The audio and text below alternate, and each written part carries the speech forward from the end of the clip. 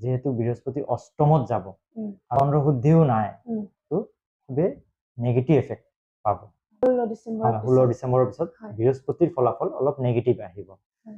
এতিয়া পৰৱৰ্তী ৰাশিটো হৈছে ধনু ৰাশি ধনু ৰাশিৰ সপ্তমত বৃহস্পতি যাব আৰু লগতে চন্দ্ৰশুদ্ধিও থাকিব বৃহস্পতি তো সেই কাৰণে যে ৰাশিৰ চন্দ্ৰশুদ্ধিও পাব লগতে বছৰতো সপ্তমত খুব ভাল এফেক্ট দিয়ে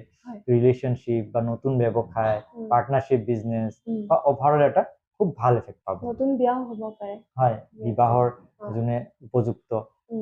লোকসকলৰ তেওঁলোকৰ বিবাহৰ যোগাযোগ আহিব ৰিলেশনৰ ক্ষেত্ৰত খুব ভাল এফেক্ট পাব তাৰ পিছত এতিয়া আমি আহো যে মকৰ ৰাশিলৈ মকৰ ৰাশিৰ পৰা 6th হাউসত থাকিব কিন্তু 6th হাউসত থাকিলেও চন্দ্ৰশুদ্ধি থাকিব চন্দ্ৰশুদ্ধি থাকাৰ কাৰণে ওভাৰঅল এটা পজিটিভ ৰিজাল্টস পাব এতিয়া পৰৱৰ্তী ৰাশি হৈছে কুম্ভ ৰাশি কুম্ভ ৰাশিৰ লোকসকলৰ পঞ্চমত বৃহস্পতি যাব ষষ্ঠ স্থানৰ পৰা হয় এতিয়া কুম্ভ ৰাশিৰ পৰা 6th হাউসত আছে এতিয়া বৃহস্পতি কিন্তু 16 ডিসেম্বৰৰ পৰা 5th হাউসত যাব পঞ্চমত বৃহস্পতিয়ে ভাল ফলাফল দিয়ে উচ্চ শিক্ষাৰ ক্ষেত্ৰত সন্তানৰ ক্ষেত্ৰত ফ্ৰেন্ড সাৰ্কেলৰ ক্ষেত্ৰত এটা ভাল ফলাফল আহিব ৰিলেশন বিলাক বা ভাল পোৱা ক্ষেত্ৰত এটা খুব ভাল ফলাফল আহিব কুম্ভ ৰাশিৰ লোকসকলৰ তাৰ পিছত লাষ্ট যেটো ৰাশি মীন ৰাশিৰ লোকসকলৰ চতুৰ্থত বৃহস্পতি যাব পঞ্চমৰ পৰা বছৰতো ভাল ফল নহব লগতে চন্দ্ৰশুদ্ধিও নাথাকাৰ কাৰণে লগতে বছৰতো শুভ থাকাৰ কাৰণে মীন ৰাশিৰ কাৰণে অশুভ ফলদায়ক হ'ব বৃহস্পতি তো এই মিথুন ৰাশি কৰ্কট ৰাশি কন্যা ৰাশি বৃশ্চিক ৰাশি আৰু মীন ৰাশি এই যিকেইটা ৰাশি কাৰণে বৃহস্পতি অশুভ থাকিব